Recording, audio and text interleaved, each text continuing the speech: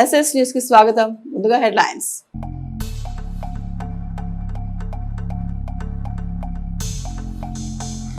ప్రభుత్వం వేగంగా పనిచేస్తోంది. ఆ వేగానికి తగ్గట్లు అధికారులు పనిచేయాలి, లేకుంటే సస్పెన్షన్ వేటు తప్పదు. అధికారుల సమీక్షా సమావేశంలో ఉద్ఘాటించిన ఎమ్మెల్యే పత్తిపాటి.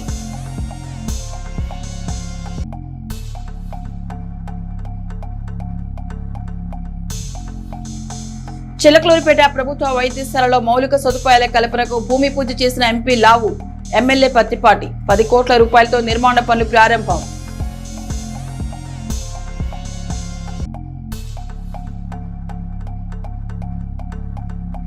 మృతి చెందిన పార్టీ నేతల కుటుంబాలకు పరామర్శ, నివాళులర్పించిన ఎమ్మెల్సీ మరి రాజశేఖర్.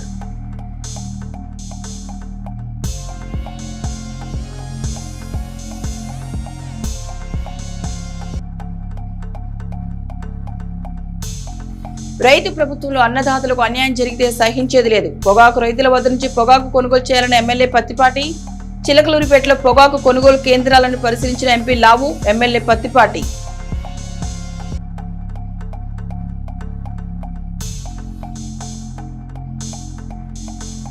చిలకలూరిపేట ఆర్టీసీ బస్టాండ్ లో ఎంప్లాయీస్ యూనియన్ నేతల ధర్నా, సమస్యలు పరిష్కరించాలని డిమాండ్.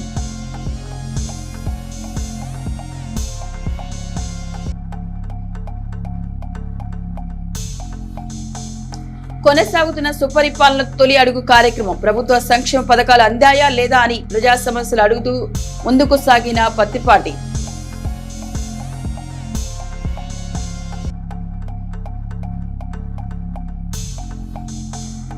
చిలకలూరిపేట తహసీల్దార్ కార్యాలయం ఎదుట విద్యార్థుల ధర్నా. అఖిల భారత విద్యార్థి సమాఖ్య ఆధ్వర్యంలో నిరసన. పెండింగ్ లో ఉన్న 6,400 కోట్ల నిధులను విడుదల చేయాలని డిమాండ్. చిలకలూరిపేట ప్రభుత్వ వైద్యశాలలో అభివృద్ధి కార్యక్రమాలకు ఎమ్మెల్యే పత్తిపాటి, ఎంపీ లావు శ్రీకృష్ణదేవరాయలు భూమి పూజ చేశారు. ఇటీవల మంజూరైన 10 కోట్ల రూపాయలతో ఈ అభివృద్ధి కార్యక్రమాలు చేపట్టారు. ప్రభుత్వ వైద్యశాలలో మౌలిక వసతులు కల్పించేందుకు శ్రీకారం చుట్టారు. ప్రభుత్వ ఆసుపత్రిలో నూతన భవనాలకు శంకుస్థాపన చేశారు. ఆసుపత్రిని అన్ని విధాలుగా అభివృద్ధి చేస్తామని, 100 పడకల నుండి 300 పడకల ఆసుపత్రిగా మార్చేందుకు వైద్య శాఖ మంత్రి దృష్టికి తీసుకెళ్లి అనుమతులు వచ్చేందుగా కృషి చేస్తామని ఎమ్మెల్యే పత్తిపాటి పుల్లారావు తెలిపారు.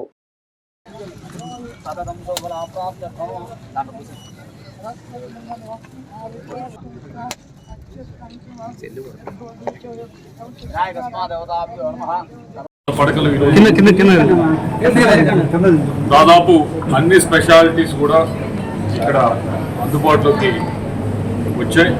1-2 ఆఫ్థమాలజీ అటువంటివి తప్పించి ఎక్విప్మెంట్కి సంబంధించి కొన్ని స్కానర్సు అవి కొన్ని డిపార్ట్మెంట్స్లో కావాల్సిన అవసరం ఉందని చెప్పి డాక్టర్స్ చెప్పడం జరిగింది. వాటిని కూడా తొందరలోనే ఇక్కడ తీసుకురావడానికి అన్ని ప్రయత్నాలు చేస్తాం. చిలుగుపేటకి సంబంధించి ఈ హాస్పిటల్ కేవలం ఈ ప్రాంతానికి, ఈ నియోజకవర్గానికి కాదు, ఈ 3-4 నియోజకవర్గాలకి కూడా ఇది ఒక సెంటర్ లాగా ఈ హాస్పిటల్ పనిచేసే పరిస్థితి రోజు ఉంది. ఎందుకంటే పర్చూరు కానీ మిగతా దగ్గరదే ఉన్న టౌన్స్కి ఇది అత్యంత దగ్గరది. అలాగే హైవే, నేషనల్ హైవే కూడా బాగా దగ్గరది. కాబట్టి ఏమైనా యాక్సిడెంట్స్ కానీ అయినప్పుడు మొట్టమొదటిగా ఉపయోగించే హాస్పిటల్ ఇదే హాస్పిటల్ కావడం వల్ల దీన్ని మరింత అభివృద్ధి చేయాల్సిన అవసరం ఉంది. దీనికి దానిలో అభివృద్ధి చేసే భాగంగానే 10 కోట్ల రూపాయల దాకా శాంక్షన్ చేసి ఉన్నది. ఇంకా చేయవలసిన అవసరం ఉంది. ప్రతి ఎక్విప్మెంట్కి సంబంధించి వాటిని కూడా తొందరలో పూర్తి చేసి ఫుల్ ఫ్లెడ్జ్డ్గా దీన్ని ఇప్పుడు 100 బెడ్ ఉంది, దీన్ని ఇంకో 100 బెడ్ 200 బెడ్గా తీసుకెళ్లేదానికి అన్ని ప్రయత్నాలు చేస్తామని చెప్పి చిలుగుపేట వాసులందరికీ కూడా తెలియజేస్తా ఉన్నాం. అలాగే కొత్త బిల్డింగ్ కట్టిన తర్వాత ఇక్కడికి మొత్తం షిఫ్ట్ అయ్యారు. పాత బిల్డింగ్ ఉంది, పాత బిల్డింగ్లో కూడా బాగుంది. కూడా కొత్త గొప్ప ఇప్పుడు చేయాల్సి ఉంది. అంటే కొన్ని 1-2 రూమ్స్లో కొద్దిగా లీకేజ్ అలా ఉంటుంది, కానీ ఫ్లోరింగ్ కొద్దిగా 1-2 రూమ్స్లో బాగోదు కానీ ఉన్నాయి. వాటిని బాగు చేసి దాన్ని కూడా ఉపయోగంలో తీసుకొచ్చే పరిస్థితి ఉంటుందని చెప్పి అందరికీ కూడా తెలియజేసుకుంటా ఉన్నాం. కూటమి ప్రభుత్వంలో చంద్రబాబు గారి యొక్క నాయకత్వంలో, లోకేష్ బాబు ఆధ్వర్యంలో ఈ హాస్పిటల్కి 100 బెడ్లు, అన్ని రకాల ఫెసిలిటీస్, సౌకర్యాలు, ఎక్విప్మెంట్ కావచ్చు, కాంపౌండ్ వాల్ కావచ్చు, షెడ్స్ కావచ్చు, ఏదైతే లోటుపాట్లు ఉన్నాయో, ఏదైతే డెఫిషియన్సీ ఉందో ఎక్విప్మెంట్ అన్నీ కూడా ఈ 10 కోట్ల రూపాయల్లో అన్ని హంగులతోటి పూర్తిగా అయ్యేటువంటి దానికి 10 కోట్ల రూపాయలు శాంక్షన్ చేయడం జరిగింది.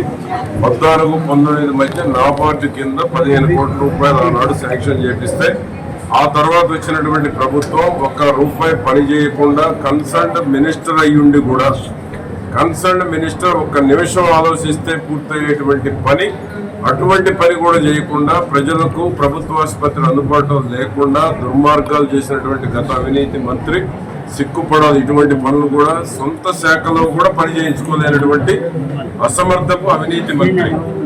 ఈ రోజు కూటమి ప్రభుత్వం రాగానే నేను ఎంపీ గారు 10 కోట్ల రూపాయలు మినిస్టర్ సత్యకుమార్ గారు ఆధ్వర్యంలో కృష్ణబాబు గారి సహాయంతో 10 కోట్ల రూపాయలు ఈ రోజు తీసుకొచ్చాం. బ్రహ్మాండమైనటువంటి కాంపౌండ్ వాల్ నిర్మాణం చేస్తున్నాము. షెడ్ నిర్మాణం చేసి ఏదైతే ఎక్విప్మెంట్ పేదవాళ్లకు ఉపయోగపడేటువంటి అన్ని రకాల ఎక్విప్మెంట్స్ని భవిష్యత్తులో బ్లడ్ డొనేషన్ని అన్ని విధాలుగా కూడా ఇక్కడ డెవలప్ చేయడం జరుగుతుంది.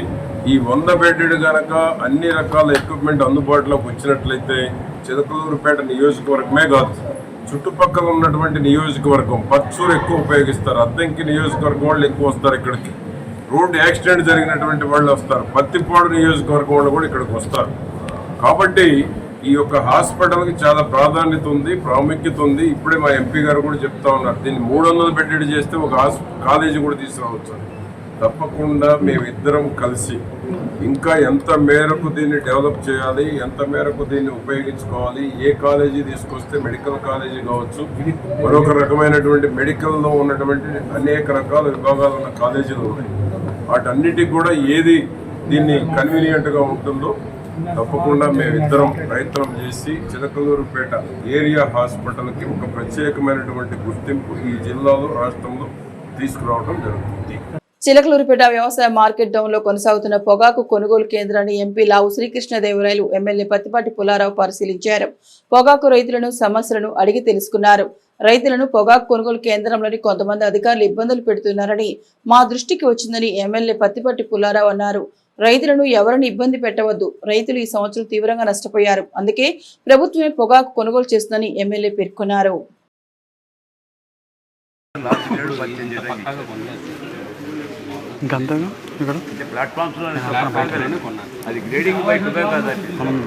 ఈ పండుగల్లో ఎన్ని చెక్కులు ఉన్నాయి ఇప్పుడు మీకు వచ్చిందంటే ప్రతాప్ ఉన్న ఈ యాడ్కి వచ్చాం పొగాకు దగ్గరికి. ఈ పండుగల్లో రిజెక్ట్ చేస్తున్నారు మనవాళ్ళు, దానికి కూడా ఏదో ఒక ధర నిర్ణయించమని రైతులు పండుగలు అంటే సకాలంలో కూలీలు దొరక్క పొగాకు బలవక్క అది పండిపోయింది, లేటు వల్ల పండిపోయిన పొగాకు అనమాట. ఇన్ టైం కట్ చేయాల, కొద్దిగా దాని మీద ఒక డెసిషన్ ఇప్పిస్తే అయిపోద్ది. రైతులు గొడవ చేస్తూ ఉన్నారు. ఇది సకాలంలో కూలీలు దొరక్క సరి అయిన టైంలో పొగాకు వలవక కట్ చేయక పండుటాకుగా మారటం వల్ల 120 రూపాయలు అమ్మాల్సినటువంటి పొగాకు పండించిన రైతులు ఈరోజు వీళ్ళకున్న గైడ్లైన్స్ ప్రకారం రిజెక్ట్ చేస్తూ ఉన్నారు. మాకు ఆ టైప్ ఆఫ్ వెరైటీ కొనుగోలు పండుటాకు కొనేటువంటి దానికి ఆదేశాలు రాలేదని ఇప్పుడే కన్సర్న్ మినిస్టర్ అచ్చెన్నాయుడు గారితో, అగ్రికల్చరల్ కమిషనర్ ఢిల్లీరావు గారితో మాట్లాడాను. రాజమౌళి గారితో సీఎంఓతో కూడా మాట్లాడి అవసరమైతే ముఖ్యమంత్రి గారి దృష్టికి రైతుల సమస్యలను కూడా తీసుకువెళ్ళి పండుటాకు కూడా ఒక ధర నిర్ణయించేటువంటి విధంగా రైతులు 5,000 నిర్ణయిస్తే బాగుంటుందంటున్నారు. కనీసం 4,000 రూపాయలు పండుటాకు కూడా ధర నిర్ణయించి రిజెక్షన్ లేకుండా కొనుగోలు చేయమని రైతులు కోరుతూ ఉన్నారు. ఇప్పుడు ముఖ్యమంత్రి గారి దృష్టికి తీసుకెళ్ళాము. రేపు ఈ యొక్క గ్రేడ్ కూడా కొనేటువంటి దానికి ఆదేశాలు వస్తాయని అదే వెయిట్ చేస్తూ ఉన్నాం. కనుక ఏంటంటే ఈరోజు ఈ పొగాకు వచ్చే సంవత్సరం పొగాకు నిషేధించబడుతూ ఉంది. మళ్ళీ పొగాకు పంట వేయొద్దని ఈరోజు మార్కెట్ కొనే పొగాకు రేపు గనక నిషేధించబడిన తర్వాత ఇదే పొగాకు రేపు 4 రెట్లు ధర పెరిగేటువంటి అవకాశం ఉంది. కాబట్టి రైతులను ఆదుకోవాల్సినటువంటి బాధ్యత రైతు పక్షపాతిగా చంద్రబాబు నాయుడు గారు తీసుకున్నటువంటి నిర్ణయం పట్ల రైతులు పూర్తి సంతోషాన్ని వ్యక్తం చేస్తున్నారు. 90 రూపాయలు 120 రూపాయలు కిలోకి మంచి పొగాకు ఇచ్చి ఈ పండుటాకులు ఉన్నటువంటి ఏదైతే కూలీలు సకాలంలో దొరక్క నష్టపోయినటువంటి రైతులను ఆదుకోవాలనేటువంటిది కూడా ప్రభుత్వం దృష్టికి తీసుకొచ్చాం. తప్పకుండా దీని మీద కూడా ఆదేశాలు వస్తాయి. ఆ విధంగా రైతుల్ని చంద్రబాబు గారి ప్రభుత్వం పొగాకు వేసిన రైతులను ఆదుకోవడమే ధ్యేయంగా పనిచేస్తూ ఉంది. పొగాకు కావచ్చు, మామిడి కావచ్చు, మిర్చి కావచ్చు, ఎప్పుడు ఏ ప్రభుత్వం చేయదా. గతంలో పొగాకు 2000 క్వింటాలకు ఇచ్చాం నేను వ్యవసాయ శాఖ మంత్రిగా ఉన్నప్పుడు. మిర్చికి క్వింటాలకు 1500 రూపాయలు ఇచ్చాం. చరిత్రలో ఎప్పుడూ జరగలేదు ఇంతవరకు. నేను వ్యవసాయ శాఖ మంత్రిగా ఉన్నప్పుడు తొలిసారి స్వాతంత్రం వచ్చినా క్వింటాలకు 2000 రూపాయలు బోనస్ రైతులకు ఇచ్చి కొనుగోలు చేశాం. మిర్చి కట్టనే 1500 రూపాయలు క్వింటాలకు ఇచ్చి కొన్నాం. ఇప్పుడు కూడా మిర్చికి మద్దతు ధర ఇచ్చి చంద్రబాబు గారి ప్రభుత్వం కొనుగోలు చేస్తూ ఉంది. పట్టణంలోని సామశివ నగర పరిధిలో ఉన్న సివిల్ న్యాయస్థానంలో శనివారం మెగా లోక్ అదాలత్ కార్యక్రమం జరిగింది. ఇందులో అనేక మొండి కేసులు పరిష్కరించారు. పలువురు న్యాయవాదులు పాల్గొని వారి వద్ద ఎంతో కాలంగా ఉన్న సివిల్ కేసులను రాజీ కుదిర్చి లోక్ అదాలత్ లో వారికి పరిష్కారం చూపారు.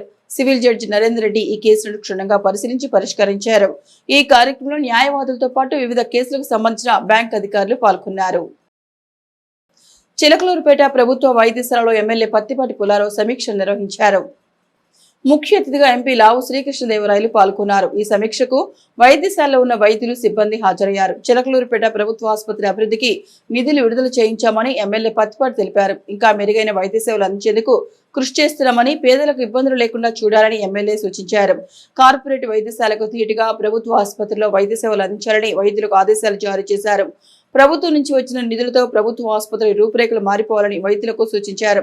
అడ్వైజరీ కమిటీలో ఉన్న సభ్యులు వైద్యులను ఎప్పటికప్పుడు తనిఖీ చేయాలని తెలిపారు.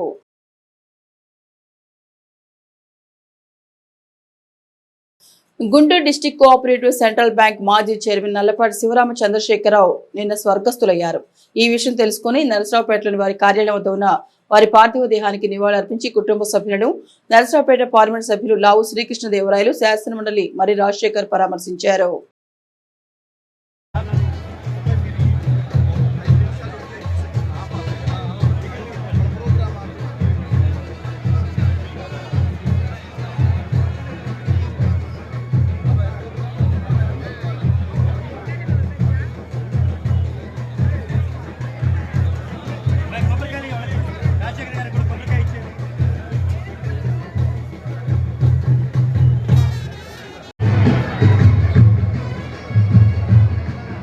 పురుషోత్తమ పట్టణంలోని సాయిబాబా మందిరంలో శనివారం స్తూప స్థాపన వార్షికోత్సవం జరిగింది.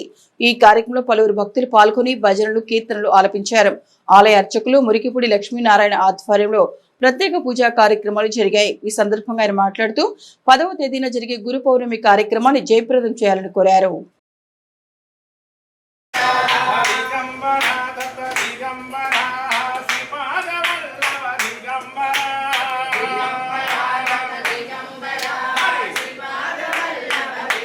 ప్రభుత్వం వేగంగా పనిచేస్తోంది. ఆ వేగానికి తగ్గట్లు అధికారులు పనిచేయాలని చిలకలూరుపేట ఎమ్మెల్యే పత్తిపాటి పుల్లారావు అన్నారు. శనివారం చిలకలూరుపేట ఎంపీడీఓ కార్యాలయంలో అధికారులతో సమీక్షా సమావేశం నిర్వహించారు. ఆ వేగానికి తగ్గట్లు పనిచేయకపోతే సెలవు పెట్టి వెళ్లిపోవచ్చని అన్నారు. అధికారులు అందరూ ప్రజల మన్ననలు పొందే విధంగా పనిచేయాలన్నారు. చిలకలూరుపేట నియోజకవర్గాన్ని రోల్ మోడల్ గా తీర్చిదిద్దడమే లక్ష్యంగా పెట్టుకోవాలని సూచించారు.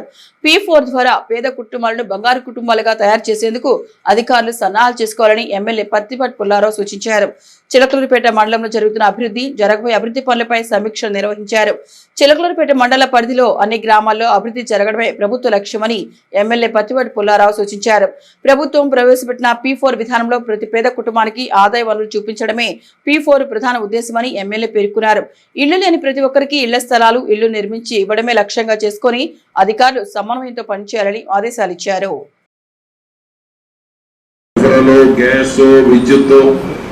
లేనటువంటి వాళ్ళు గుర్తించారు. వీళ్ళని మనం P4 కింద ఎవరైతే సమాజంలో ఆర్థికంగా స్థిరపడినటువంటి వాళ్ళని ఏ విధంగా వాళ్ళకు మార్గదర్శకులుగా ఉండి వారి ఆదాయ మార్గాలను పెంచడమే P4.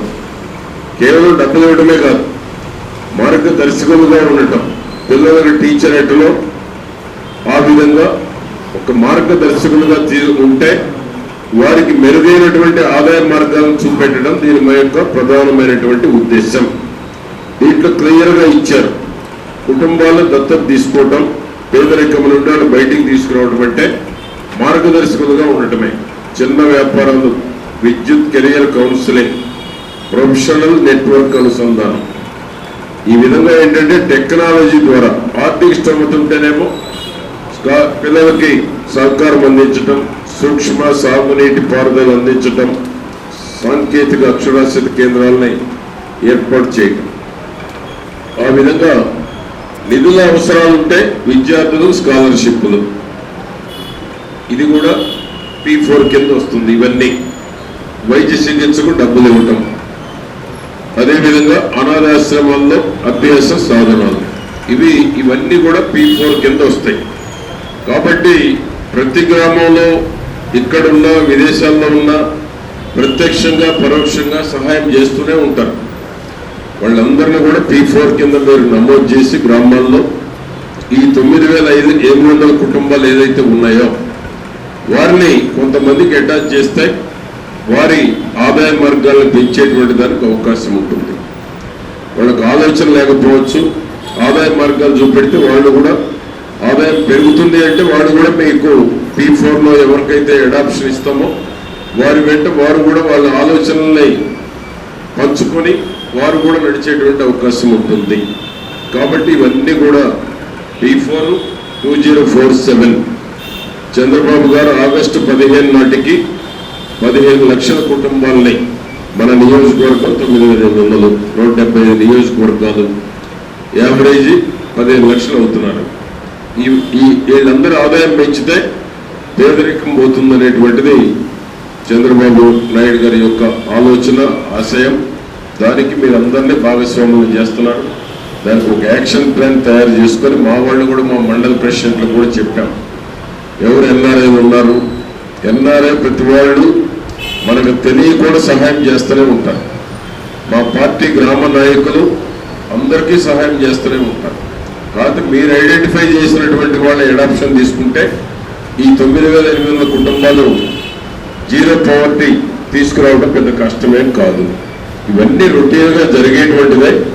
కాకపోతే ఐడెంటిఫై చేసినటువంటి వాళ్ళని మనం పైకి తీసుకురావాల్సినటువంటి అవసరం ఉంది. చిలకలూరుపేట పురపాలక సంఘంలో జరిగిన భారీ కుంభకోణం కలకలం రేపుతోంది. షరాఫ్ చేసి ప్రవీణ్ దుర్వినియోగం చేసిన 13,67,185 కేసులో అప్పటి మేనేజర్, కమిషనర్పై క్రిమినల్ చర్యలు తప్పవని తెలుస్తోంది. ఇప్పటికే 7,67,185 జమ చేయగా ఇంకా 6 లక్షల రూపాయలు పురపాలక సంఘానికి చెల్లించాల్సి ఉంది. ఈ కుంభకోణంపై ప్రస్తుత కమిషనర్ ప్రి శ్రీహర్ బాబు 3 రోజుల క్రితం చిలకలూరుపేట పోలీసులకు ఫిర్యాదు చేశారు. షరాఫ్ చేసిన దుర్వినియోగానికి సంబంధించి గతంలో విధులు నిర్వహించిన municipal manager Nagina Sultana, commissioner చుక్కల గోవిందరావులు డబ్బులు చెల్లించకపోవడంతో వారిపై కూడా చర్యలు తీసుకునే అవకాశం ఉంది. ఈ అంశంపై ప్రస్తుతం చిలకలూరుపేట మున్సిపాలిటీలో తీవ్ర చర్చ జరుగుతోంది. షరాఫ్ కుంభకోణంలో అధికారులపై చట్టపరమైన చర్యలు తప్పేలా లేవని సమాచారం. కేసులో అప్పటి మేనేజర్, కమిషనర్ తో పై కూడా క్రిమినల్ కేసులు నమోదు అవకాశాలు పుష్కలంగా ఉన్నాయని తెలుస్తోంది. ఈ అఖిల భారత విద్యార్థి సమాఖ్య చిలకలూరుపేట సమితి ఆధ్వర్యంలో విద్యార్థులతో తహసీల్దార్ ఆఫీసు వద్ద నిరసన కార్యక్రమం ఏర్పాటు చేయడం జరిగింది. ఈ సమావేశంలో ముఖ్య అతిథిగా ఏఎస్ఎఫ్ రాష్ట్ర ప్రధాన కార్యదర్శి బందెల నాసర్జీ హాజరయ్యారు. వారు మాట్లాడుతూ పెండింగ్ లో ఉన్న 64,000 కోట్ల రూపాయల ఫీజు రియంబర్స్మెంట్ బకాయిలను విడుదల చేయాలని డిమాండ్ చేశారు.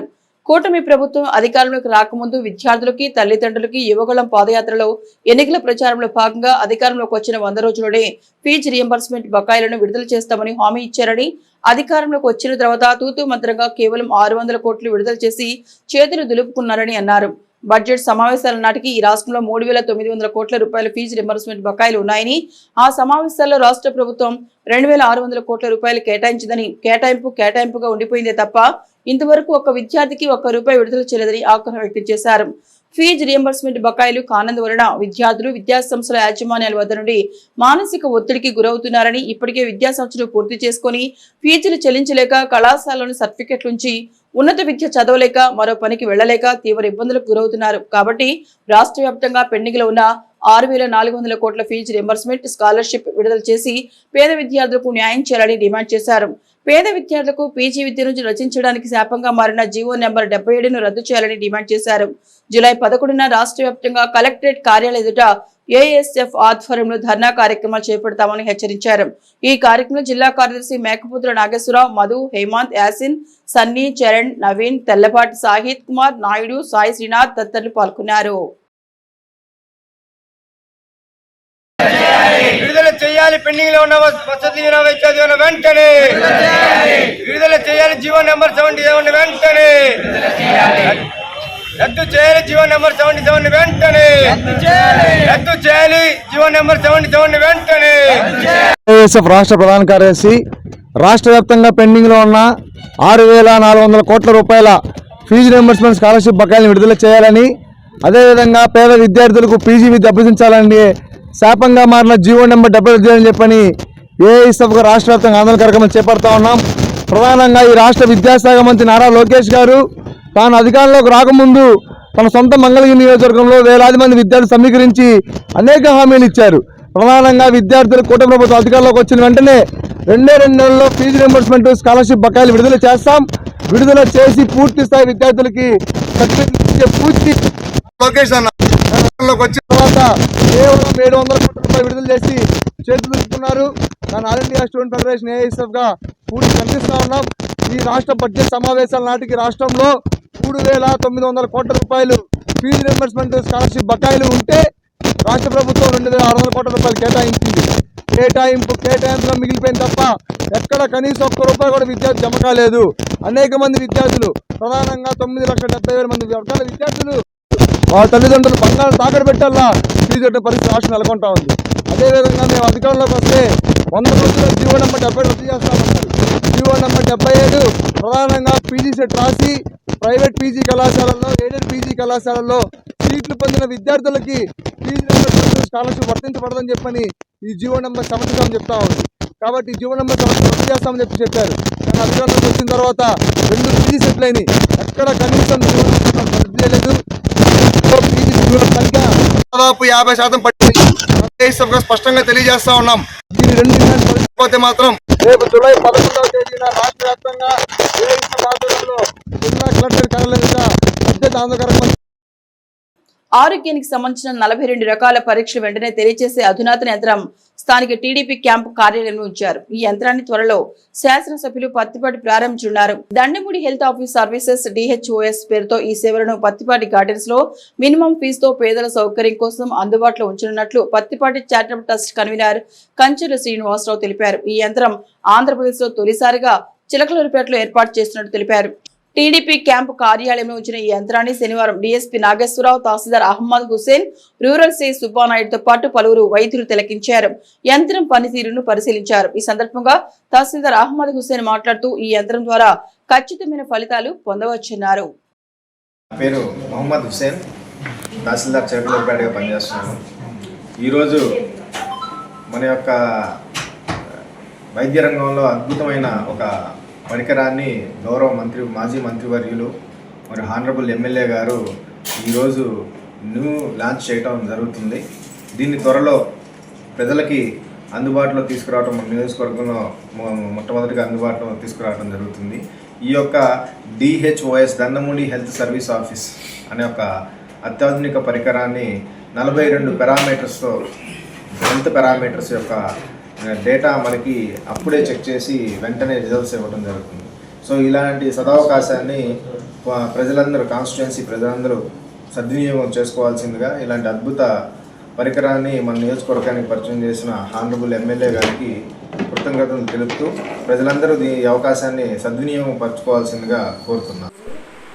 మన మాజీ మంత్రివర్యులు, శాసనసభ్యులు, గౌరవనీయులు పుల్లారావు గారు ఒక మహత్తరమైన గొప్ప మిషన్ ఇన్స్టాల్ చేయడం జరిగింది. ఆ మిషన్ గురించి చెప్పాలంటే ఆ మిషన్ పేరు దండమూడి హెల్త్ ఆఫీస్ సర్వీసెస్.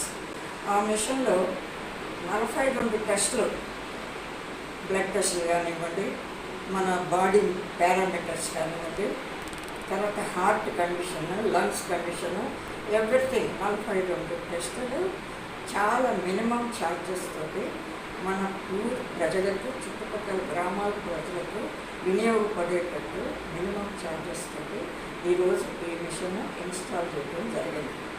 ఈ గొప్ప అవకాశాన్ని పుల్లారావు గారు ప్రజల కోసం ఏర్పరిచిన ఈ గొప్ప మిషన్ని ప్రజలందరూ వినియోగించుకొని ఆరోగ్యంగా, ఆనందంగా వారి యొక్క హెల్త్ కండిషన్ ఇంప్రూవ్ చేసుకోవాలని నేను కోరుకుంటున్నాను.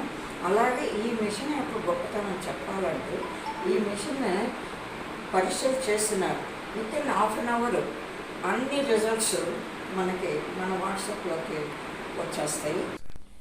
అందరికీ నమస్కారం. నా పేరు డాక్టర్ ముత్తన్ రమేష్ బాబు. ఇక్కడ సీనియర్ గైనకాలజిస్ట్ని 38 ఏళ్ళుగా ప్రాక్టీస్ చేస్తున్నాను. ఈ మన గౌరవనీయులు శాసనసభ్యులు పుల్లారావు గారు, ప్రతిపాటి పుల్లారావు గారు ఈ అధునాతమైన ల్యాబ్ టెస్ట్ల మెషిన్ని ప్రప్రథమంగా మన రాష్ట్రానికి తీసుకొచ్చారు. ఇది చాలా ప్రత్యేకమైన మిషను. ఇందులో దాదాపు 42 మన ఆరోగ్యానికి సంబంధించిన టెస్టులు అన్నీ కూడా చేయబడతాయి. ఇవి మామూలుగా అయితే వేలలో ఉంటుంది, సుమారుగా 10,000 ఉండొచ్చు. కానీ ఇది చాలా అతి తక్కువ రేట్లో మన పేట చుట్టుపక్కల ప్రజలందరూ కూడా అందుబాటులోకి తీసుకురావడానికి పుల్లారావు గారు కృషి చేశారు. సో వారికి అభినందనలు. ఈ అవకాశాన్ని అందరూ కూడా సద్వినియోగపరచుకొని మీ ఆరోగ్యాన్ని అభివృద్ధి చేసుకోవాలని కోరుతున్నాను. ఈ మిషన్ పేరు దండమూడి హెల్త్ ఆఫీస్ సర్వీసెస్. పేట ఏరియా హాస్పిటల్లో పెథాలజిస్ట్గా నేను పనిచేస్తానండి. నా పేరు డాక్టర్ స్పందన.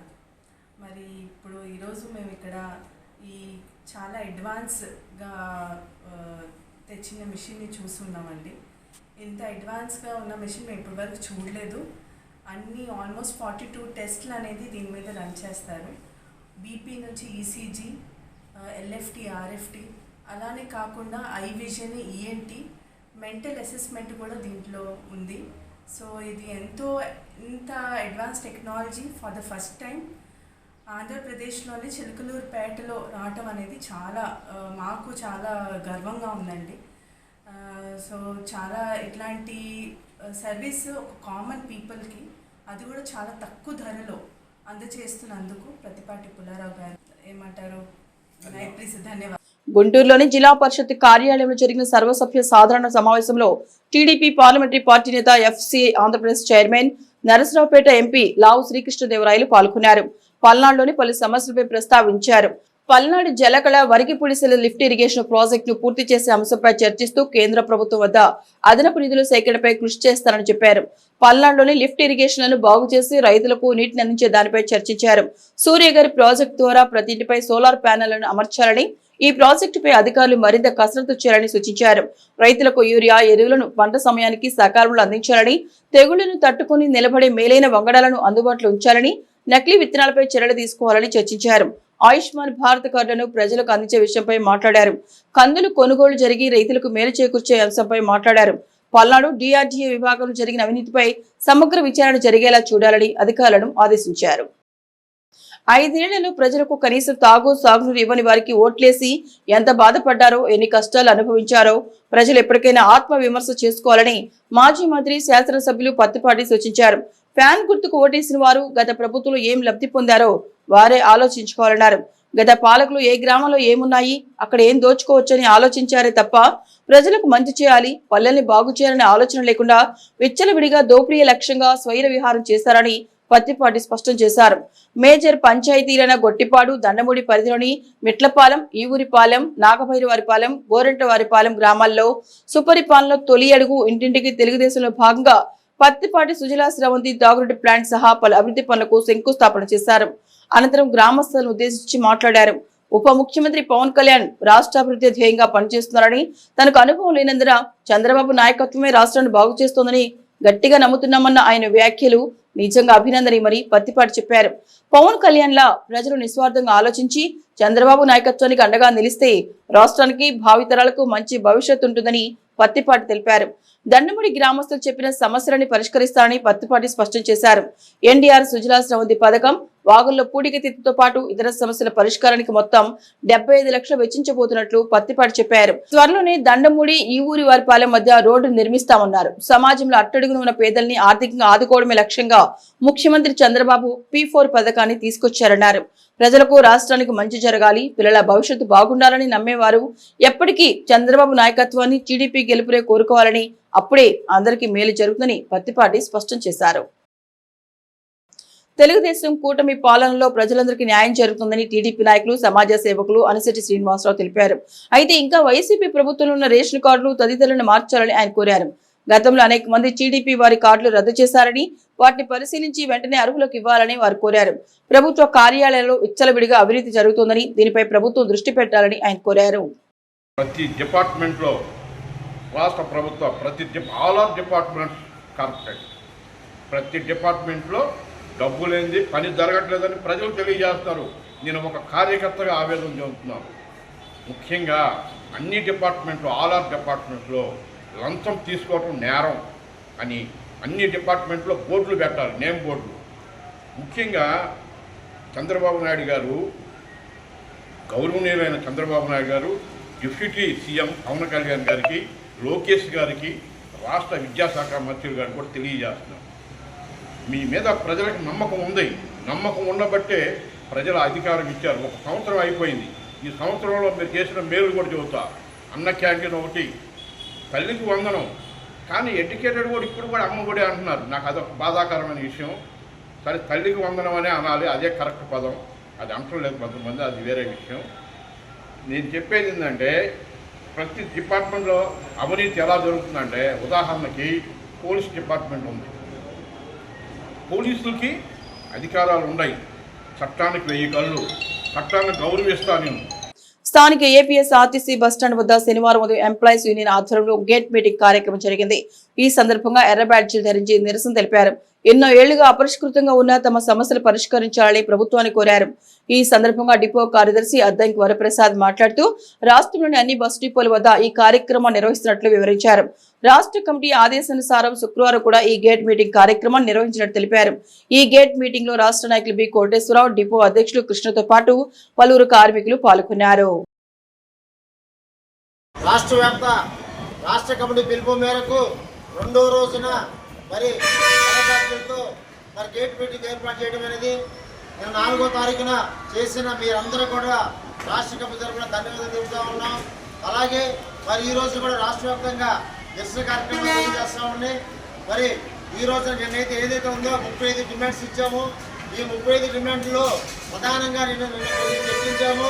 అలాగనే ఇంకా కొన్ని డిమాండ్స్ మా దగ్గర ఉన్నాయి. ఆ డిమాండ్స్ అందరూ కూడా మీరందరూ సహకరించి ధన్యవాదాలు తెలుపుతూ ఈ రోజున మరి ఆ 35 డిమాండ్స్ ఏవైతే ఉన్నాయో అవన్నీ మీ ముందు కొన్ని తీసుకొని వస్తాను. రాధారంగా మిత్రమండలి ఆధ్వర్యంలో శనివారం సాయంత్రం డాక్టర్ ముప్పాళ్ల హనుమంతరావు ఆసుపత్రి ఎదురు ఉన్న వంగవీటి మోహన్ రంగా విగ్రహం వద్ద రంగా జయంతి కార్యక్రమం జరిగింది. తొలుత రంగా శ్రీకృష్ణదేవరాయల విగ్రహాలకు పూలమాల వేసి నివాళులర్పించారు. అనంతరం జనసేన జెండాను ఎగురవేశారు. రంగా జయంతి కేక్ కట్ చేశారు. 10 కేజీల స్వీట్స్ పంచిపెట్టారు. అనంతరం పట్టణంలోని ప్రధాన వీధులలో ర్యాలీ నిర్వహించారు. ఈ సందర్భంగా రాధారంగా మిత్రమండలి స్థానిక అధ్యక్షులు అచ్చుకొల మురళి మాట్లాడుతూ దివంగత రంగా ఆశయాలను ప్రజలకు తీసుకువెళ్లే బాధ్యత ప్రతి కాపు సోదరునిపై ఉందన్నారు. ఈ కార్యక్రమంలో కాపు నాయకులు, రంగా అభిమానులు, జనసేన కార్యకర్తలు ఉన్నారు.